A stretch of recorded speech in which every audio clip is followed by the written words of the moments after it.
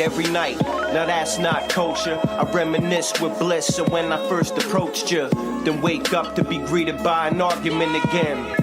Maybe we better off friends, so insecure. If I take too long at the store, you trying to start the Third World War, and you don't know the pain I feel when I see you laughing. That's the music of my good friend, New Jersey recorder, artist, and producer extraordinaire, Enrichment. That's his song, Front Door. My name is Lou Capetta, and welcome to the second episode of another mediocre podcast. With this episode, I have my first guest. It's Mike Avila. He is an Emmy-Award winning TV producer, and today we're going to be talking about his Sci-Fi Wire documentary about the birth of Image Comics, when 7 of Marvel Comics' most well-known and best-selling artists departed the company to form their own creator-owned organization. I hope you like it, and thanks for listening.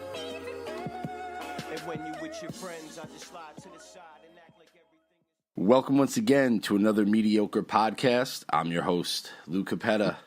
We are on our second official episode, and with that, we have our first official guest. Now, my guest today is an Emmy Award-winning TV producer who has worked for NBC, CBS, ABC, Sci-Fi. He's been a pop culture commentator appearing on Fox News, CBS, WPIX TV. His work can currently be seen all over SciFiWire.com, including a recent 5-part docuseries called So Much Damage, The Oral History of Image Comics. Mike Avila, how are you?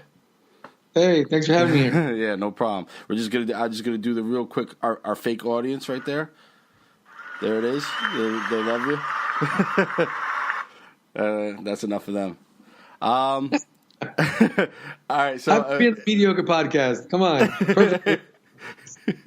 I don't like to. My whole life has been built around setting the bar just so I can jump over it. You know what I mean? That's why my wife doesn't ask me to do too many chores or anything like that. Example. So. You set the Dewey example from Scream. Yeah, that's right. Yeah. It's very smart. Oh, man. Okay. Now, I immediately wanted to talk to you as soon as I watched the docuseries, the 5-part series on Image Comics. I loved comics. I drew my own comics. I was really into all those guys that went to Image when they were with Marvel, and I consequently followed them over to Image. Now, how did you come up with the idea for this? Was this your idea? Was this your baby, or was it like a group effort? Or it's interesting. The idea actually came from John Irwin, the senior producer at Sci-Fi Video. John and I have been buddies for a long time, and we worked together on a lot of the video projects that you see me work on at Sci-Fi. And John is younger than me, and he really got into comic fandom right at that time when Image was launching. I was a big fan of Image at the time because I was a lifelong comics fan, but I was a little bit older. So his reaction to Image was different than mine. And so he came to me one day, and I was telling him, look, I really wanted to do more long-form video pieces for Sci-Fi. We just really started getting committed to doing a lot of video. And John said, it's an idea I want to do. I want to do something on Image Comics. It's the 25th anniversary. And I said, dude, that's a great idea. And I think we were discussing it earlier this year when we were shooting something at Rancho Obi-Wan, the Star Wars Museum in San Francisco. Oh, wow. And drinks after shooting that, which was an awesome visit, by the way. And we're off the high of that, and going to that place was amazing, and we're high on adrenaline and ideas and imagination. And he mentioned the idea to me, and I said, "Let's do it." Before the end of that night, I'd emailed him back. Once I got back to the hotel room, I'd emailed him a quick outline of how the piece should go. Now, thankfully, the Image story is pretty easily told because there's so much inherent drama and history behind it. Right. And I said, look, this is how we can do it. and this is who we need to talk to. These are the beats we need to hit, and yada, yada. We sent that, and we just kept working on it from there. And then it's just a matter of me lining up the interviews and getting the guys to talk to me. How hard was that? Was that it depends what you're talking about. It depends. I knew relatively early on I would get most of the guys. Right. Todd McFarlane was easier than I thought. Really? And a great first guy to talk to because Todd McFarlane lives an awesome life as Todd McFarlane. Yeah, he's the man. He's in total I don't give a fuck mode because he's Todd McFarlane. And as he puts it, he goes, not a big shot, but I got my nice little fiefdom, and I'm good with that. And he likes having total control over things. And he revels in being Todd. He's a really interesting guy. And because he's so honest, he gave me a really good baseline. So from him, we hadn't even gotten the approval officially from Sci-Fi yet, but then they saw the McFarlane interview, and they were so happy with it. They said, "Great, go ahead." So then we tackled trying to get some of the other guys. Will Portasio, we talked to a little bit at San Diego Comic-Con. Then we arranged to talk to Jim Lee, who I've been friends with Jim for a while, and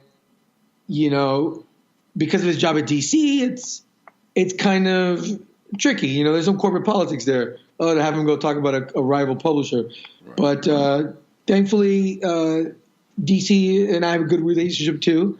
And they gave me about 45 minutes with Jim, which is very helpful because he hasn't talked about Image that much in recent years. Right. And he's obviously a key factor. I mean, all 7 of them are really important. But if you have to narrow it down, the 3 most important voices, I think, to a lot of people are going to be Lee, Liefeld, and McFarlane. Right.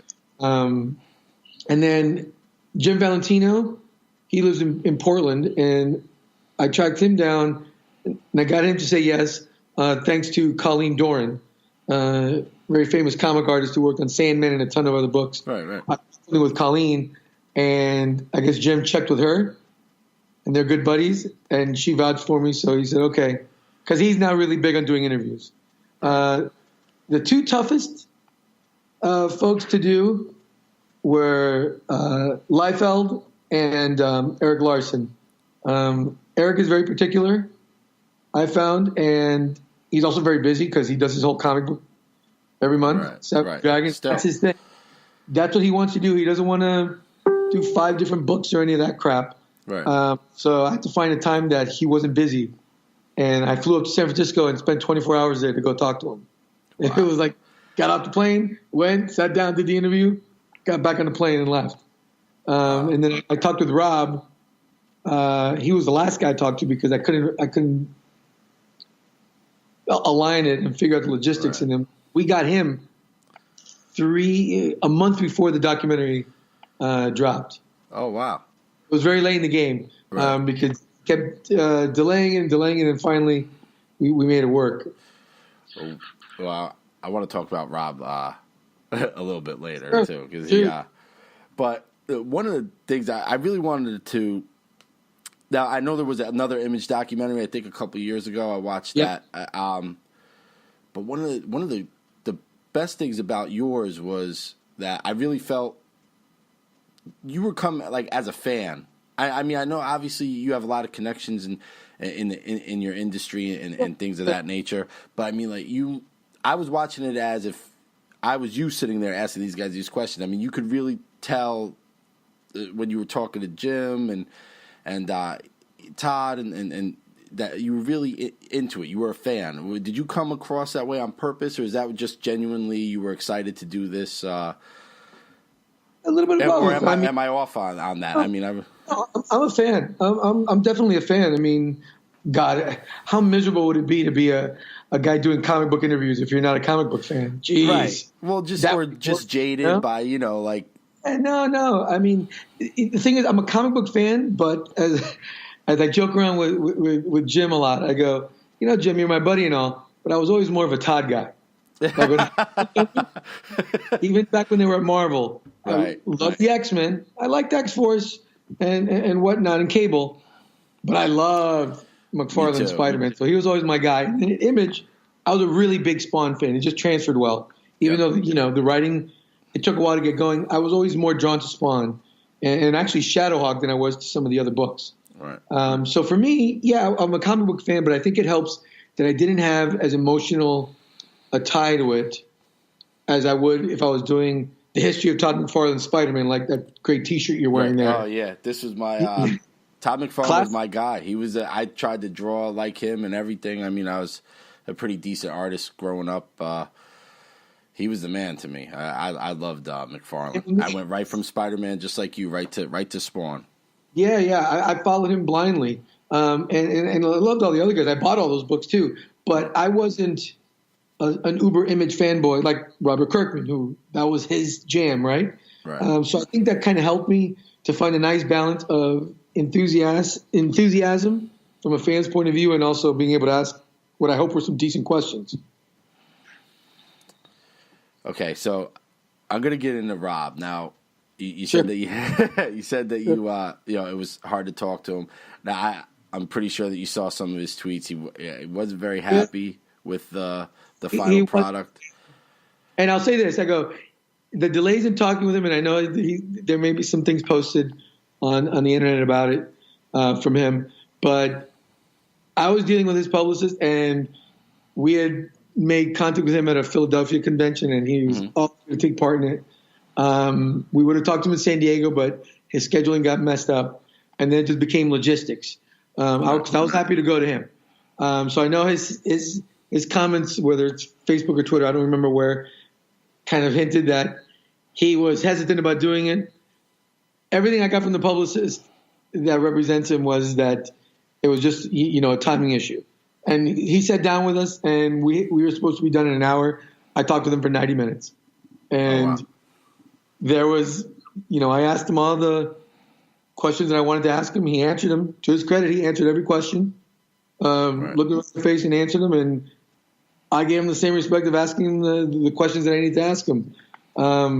If somebody wants to tell me what it is that set him off in the documentary, I'd love to know. Because one thing our documentary, and I saw the Image Revolution a while back, and I've read the George Couros, I think it was George Corey.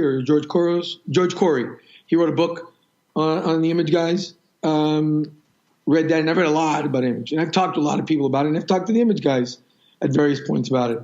I don't know necessarily how much new ground we broke in terms of some of the more controversial elements of the Image story, but we addressed them. And I felt we addressed them in a fair way, and we gave everybody a chance to get their say in things if there was some controversy around it. So, yeah, I saw the tweets. Block me, I saw them. I have no idea what set him off because well, he didn't elaborate either. Because I even added him. I follow him on Twitter as well. But even I read all his tweets. He never elaborated. He just I don't know what it is. I mean, I've seen some other things that he didn't get enough credit. He got plenty of credit. Yeah, he's the guy who came up with the initial idea. Yeah, that's the very first in the very first episode. That's the dude who designed the logo. I wasn't shorting anybody any credit. Rob Liefeld's contributions to Image Comics cannot be understated or devalued. Right. It's there. It's on the historical record, and we wanted to capture that. But when you're telling the story of a company that changed an industry, it literally changed an entire industry and really impacted pop culture in a great way, you've got to tell the whole story. And sometimes you got to get into some of the uncomfortable things. I don't love having to sit across somebody and ask them about being accused by a fellow partner about allegedly poaching some artist, right? I don't like doing that, but I have to ask that question if it comes up, because the fact that Rob Liefeld quit Image, a company that he started, is something that needs to be addressed. Right. And to his credit, he answered that question. He answered the question to my face, and it was great. We moved along.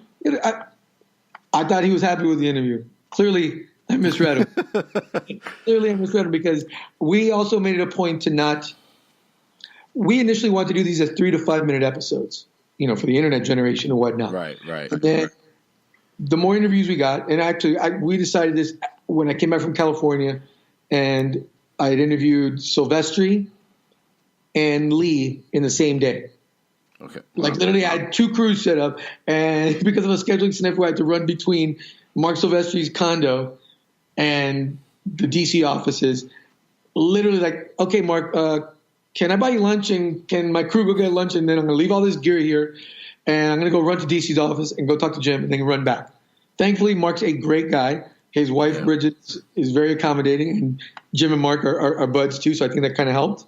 Right. So I did that, and we came back from that shoot, and I remember talking to John Irwin, who I mentioned earlier, and I said, there's no way we're going to make these 3 to 5 minute episodes. There's no way, because everyone will be talking in 3 to 5 second sound bites, and these guys are really good talkers, and they give really good insight, and they're all very honest, and there was no way we were going to do justice to the story by shortening it. So we automatically made the decision we're going to go to much longer episodes, and part of that was to make sure that the story got out in the clearest and fairest way, and that everybody got a chance to tell their side. Because there are a couple points, and it wasn't just between Rob and, say, Mark Silvestri, and when Valentino weighs in on it. But, Valentino and Larson, they addressed their issues for when Larson took over as publisher from Valentino. It's just the documentary, Jim wasn't happy about that. And, he pointed out, and then I asked Eric about it, and Eric weighed in on it. And again, it was, like I said, it's not the most pleasant of topics. I'd much rather talk about, the awesome days when they were selling 500,000 copies of each book, and, the fans shaking Jim Lee's car outside Golden Apple. That was amazing. I never knew that. I knew that comics were big then, but I didn't realize that they were like that. I don't know how old you are. I'm 46, so I was just going to college around that time when these guys were blowing Marvel up. And, I was going to the store to buy the X-Men #1 issues. I remember. And I remember having to wait in a line to spend that money. Think about that. When was the last time you had to go to a comic book store and had to wait in line to spend money? When was the last time you even found a comic book store? I know very, very few. I'll be 40 in February, so I remember that. I mean that was like beginning of high school years. Yeah, teenager where maybe you're getting distracted with some other interest, but like I was starting to lose a little interest in comics when these guys started turning Marvel around and making it, a place with all these awesome books. So when Image blew up, I mean, I remember the mania around it, and this was pre-internet days. This was reading the buyer's guide and seeing the sales figures, and for the first time ever caring about it. So, I mean, like people don't realize just how big a deal it was. Like I remember going to see a comic book show in Miami, and back then Miami got one comic book show a year at a Howard Johnson's Motor Lodge, but they'd get some really good guests. And one year, and I think it was Image's first year, they had Jim Lee, Todd McFarlane, maybe one of the other guys. And I'm telling you, the line to meet these guys was 800 deep. 800 deep. It was absolute insane, and they signed everybody's comics, and it was absolute pandemonium. I had never seen any of that before for comics. And this isn't like a Comic-Con where it's like an actor doing an autograph signing at the Warner Brothers booth in San Diego. This, 2 comic book artists signing comics. It was amazing. So, like, yeah, all that stuff is amazing, and it's really interesting to see. I think one of the most interesting things for me was to hear the guys reflecting on it now. I think it was good to do this at 25 as opposed to 10 years ago, or when it was at the 10th anniversary or the 15th anniversary, just because I think enough time has come by that I think they've kind of made peace with whatever mistakes they made, and some of the guys were honest. Like Todd and Jim, they talked about, Jim wished he could draw more. He would have drawn more back then and not get so caught up in the business side of things. Todd recognized that they made mistakes with the books shipping late and everything.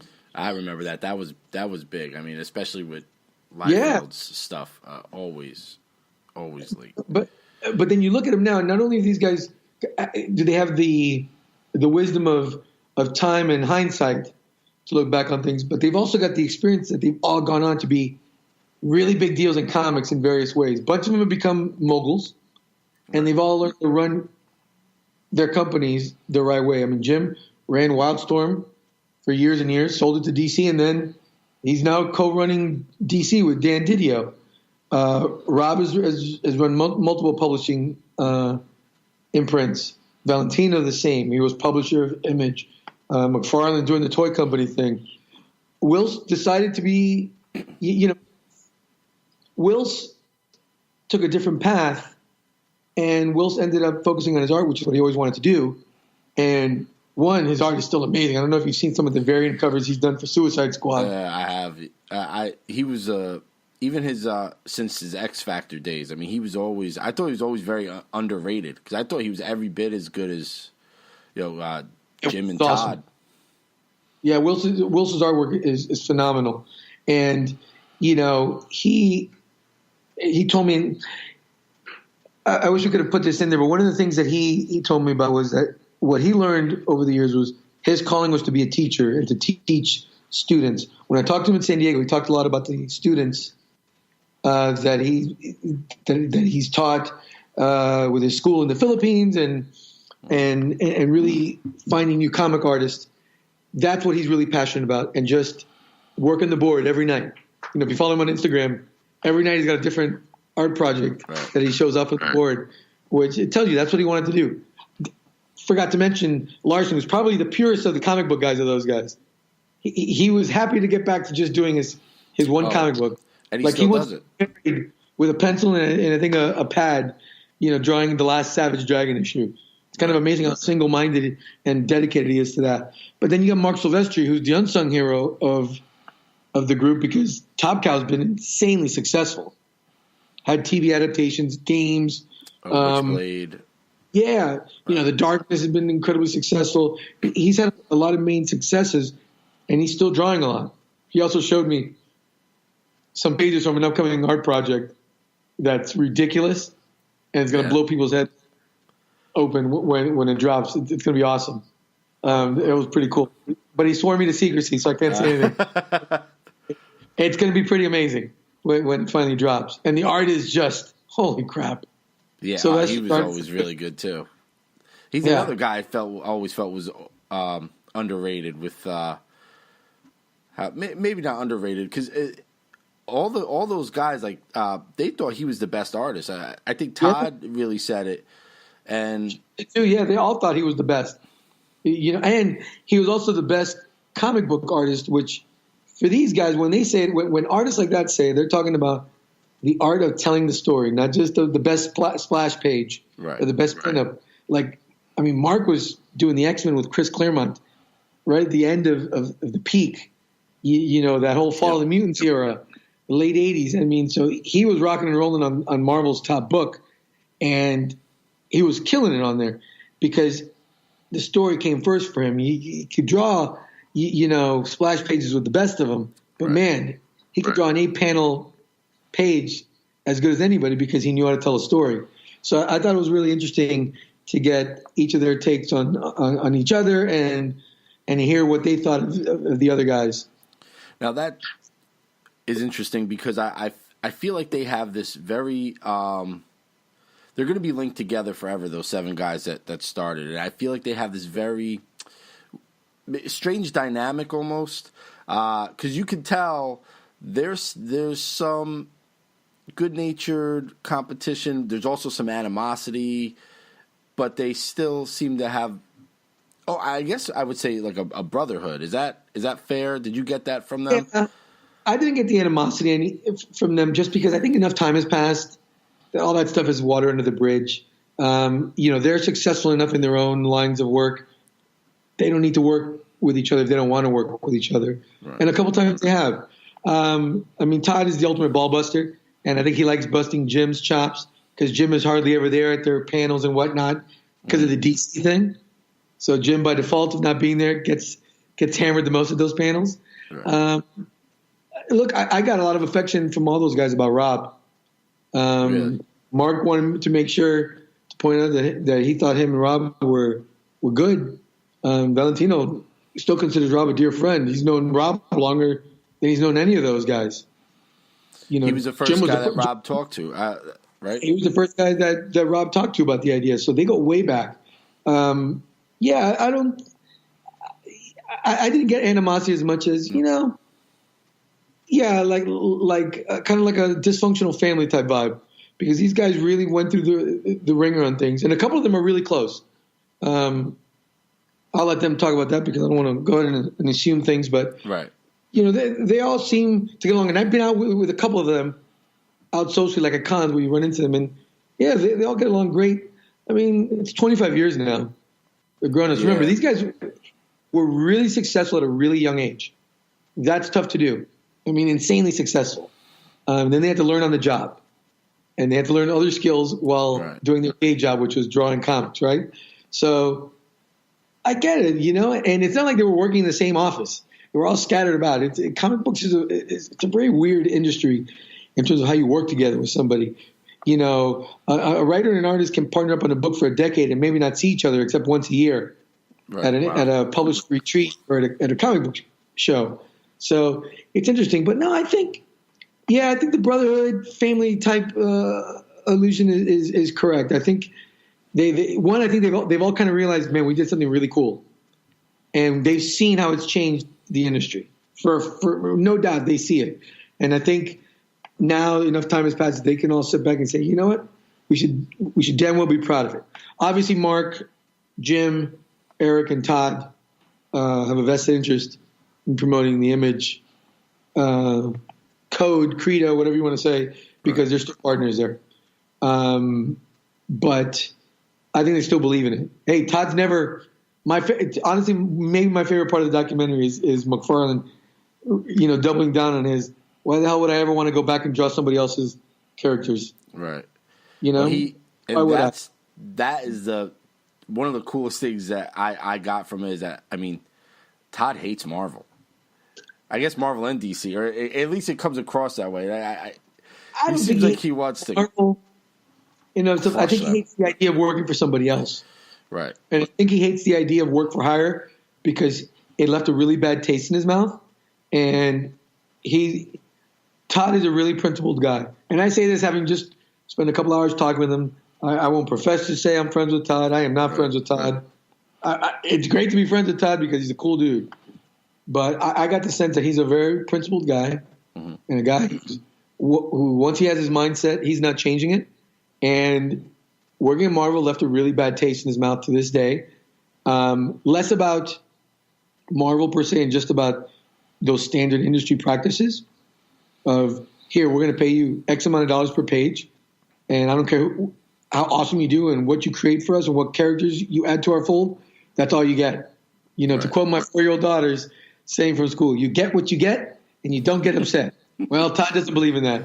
Right. Todd, screw that. I'll get upset if you're screwing me over.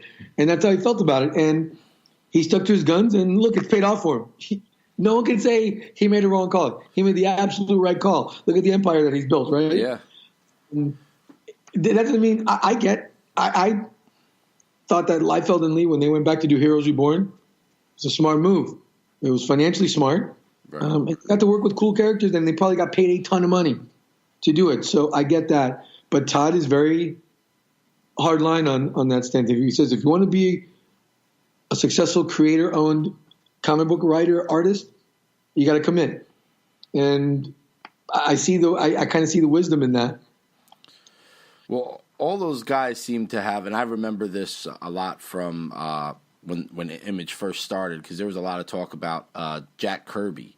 They were all very aware of what happened with Jack Kirby and how he created all those characters for Marvel. And I mean, he didn't get anything really.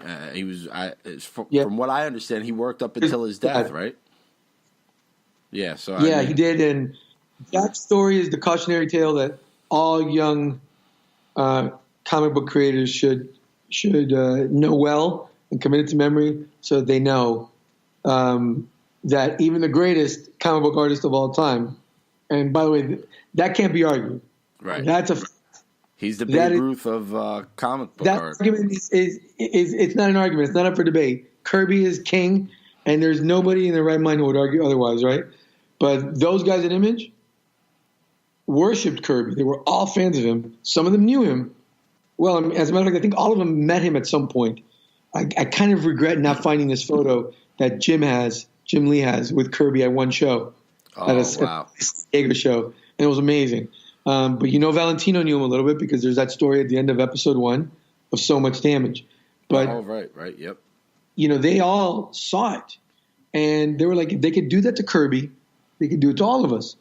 And that's part of the reason why every comic book creator that came after Image owes these guys a debt of thanks. Great thanks and a debt of gratitude, because they changed the game for them and allowed them to have a much better standard of living to do this work.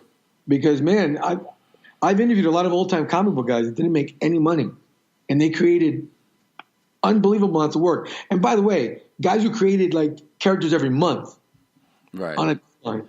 You go back to the Bronze Age and into the early modern age of comics.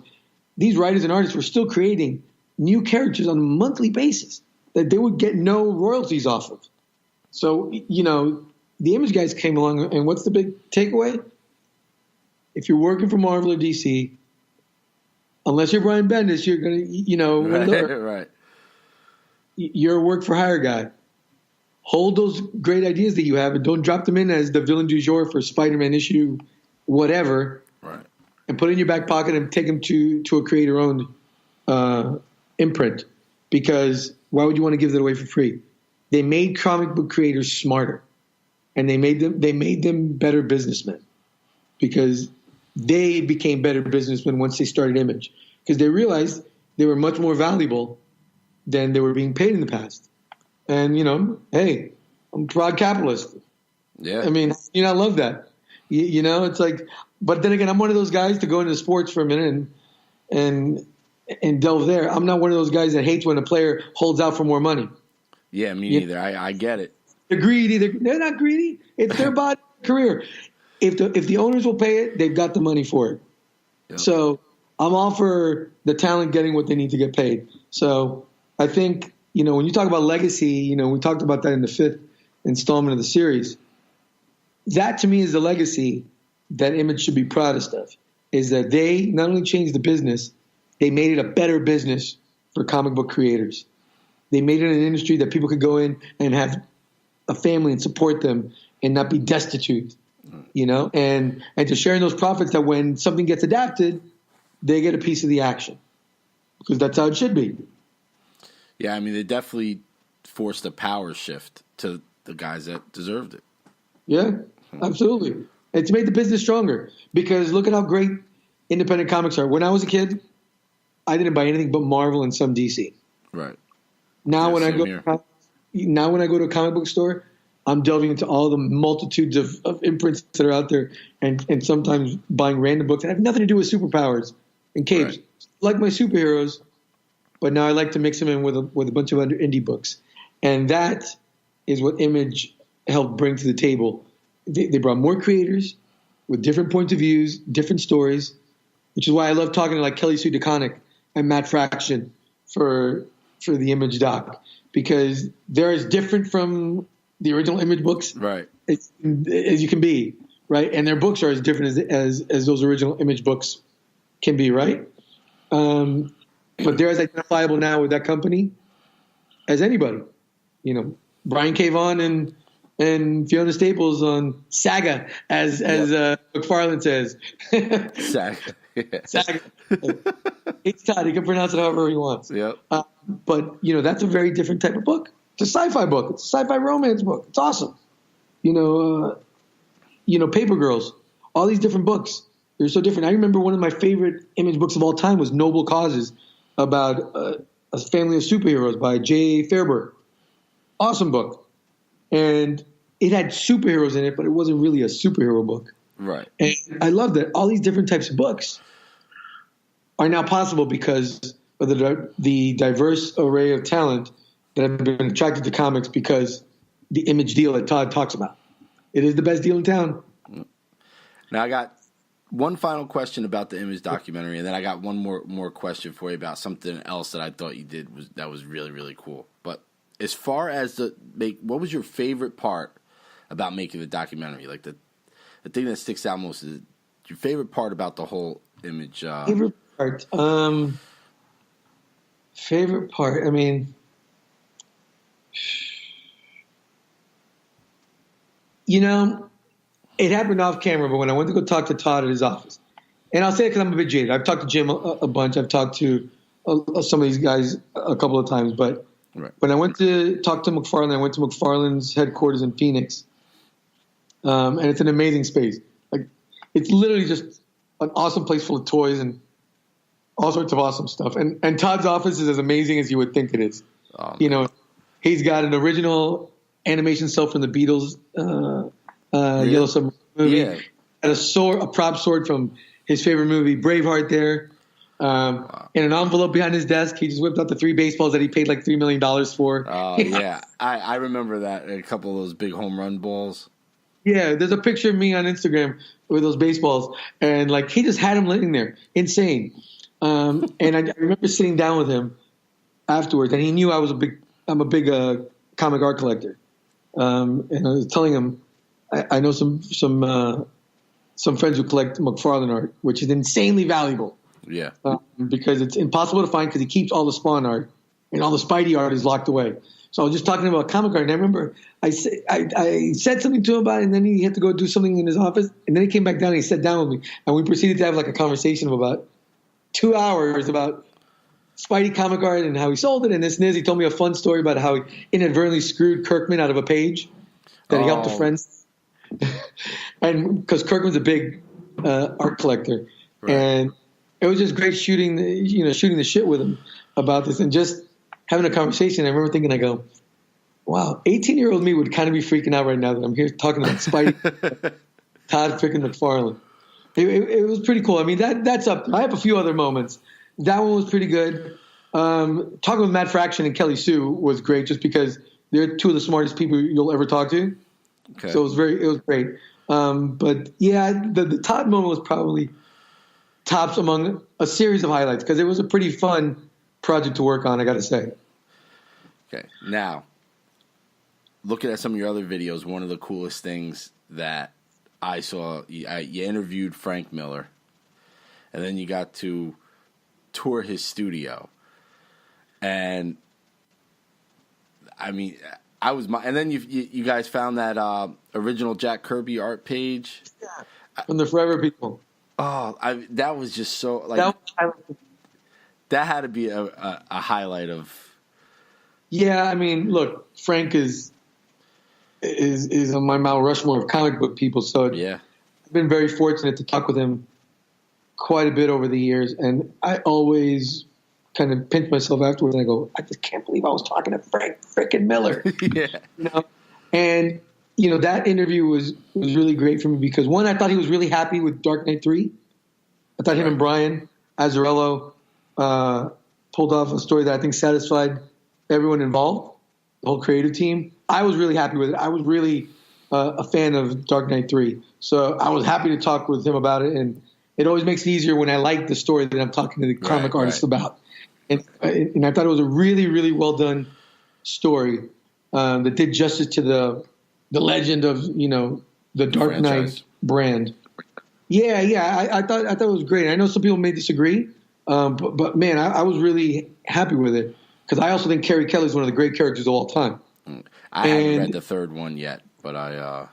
Oh God, dude! The moment you get done with this, get the two comic book store or Barnes and Noble because I know they sell it there. Yep. Get the hardcover. It's amazing. It's amazing, and you'll read it like this. I think in the collected edition, you'll zip right through it. But I remember sitting there talking with him, and he hinted that he was doing something with Superman upcoming, and I couldn't get him to tell me, and it was because they hadn't locked in the artist, but he's going to do year one Superman with John Romita Jr. It's John Romita Jr. right after. Yeah, I had talked to John Romita Jr. right after I talked to Frank, and he had told me off camera, I'm doing something with Frank, but I can't talk to you about it. And I was like, it's the project he was hinted at, but that's what it turned out to be. But I got some grief on some of the YouTube comments on the Frank video, the office tour video, because some people thought, you couldn't see the stuff and this and this. Here's the thing. I had 45 minutes with Frank. Right. I squeezed out an extra 15 minutes because I think Frank was having a good time with it. And he kind of waved them off. But I was running out of time. So at the end, I was like, Frank. And his studio is set up so well for like a walking tour because he's an overgrown kid and he's got tons of great stuff there. And I said, Frank, can you give us a tour? I go, And it was like, yeah, sure. But then he just started doing it. And it's like, if Frank Miller's going, that means we got to go. And I told my crew, I go, hey, just follow me as best you can. And, pan away to stuff and show me whatever I point to. That's why you see me pointing there all the time. Because I'm trying to get my camera guys to follow through. But it's an enclosed space. We got 2 cameras. There was no rehearsal time, no walkthrough on it. It was like, okay, let's do this in 2 minutes. And that's it. It was 1 take. Wow. So we had to do it like that. And then I spot that artwork at the bottom. One of Team Miller's people's in the back, like kind of giving me the eye, like, okay, we got to wrap this up. And I see that on the bottom, and I said, hold on a second. And then I spot it, and I go down, and it's that page of comic art.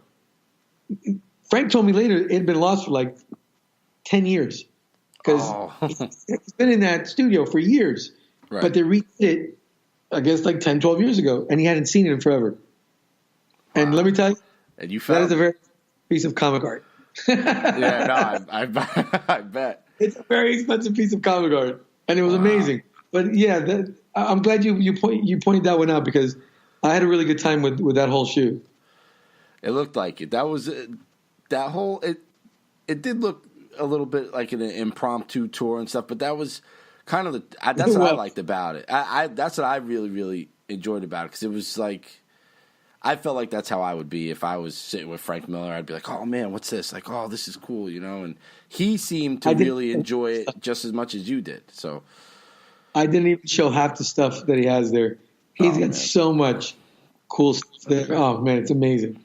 And he's a great guy to talk to, by the way. Frank is a gracious host, and he's also, because he's Frank Miller, he says whatever he wants. So you get a really good interview with him. That's awesome. That's awesome. Those are the best kind of people to talk to. So now, what's next for you? What are you going to be doing? Any projects? Lining up more interviews. We branded all those comic book interviews that I do for Sci-Fi Wire that you see online. They're called Behind the Panel.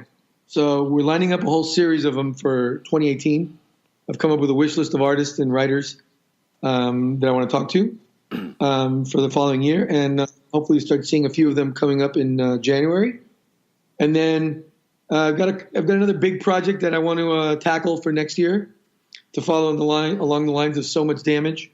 Can't announce that yet because it hasn't been approved yet. But fingers crossed that was okay. And if it all comes to fruition, you'll see that in the second half of 2018.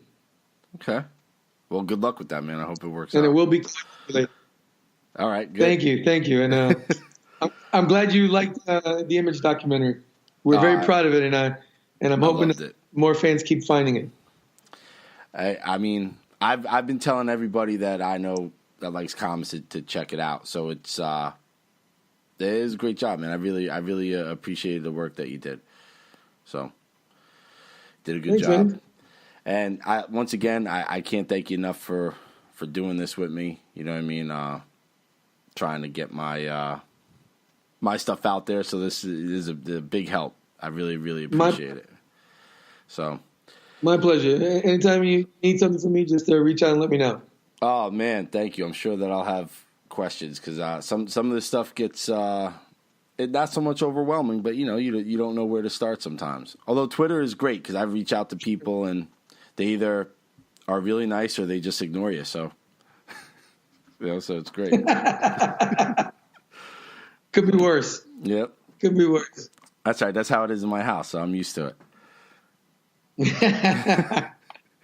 So I know I said a half hour. We went a little bit over, but thanks again, man. And I'll be looking out for everything that you do and anything that I see, I'll share and stuff like that. So I really appreciate it. Appreciate it, man. Have a good one. Happy holidays to you and your family. All right, you too, man. Thank you very much. Take care. Thank you for checking out another episode of Another Mediocre Podcast. If you like what you hear, you can subscribe on iTunes or check us out on Spreaker.com. You can also check out accordingtolublog.com. Thanks again for listening, and we'll see you next time.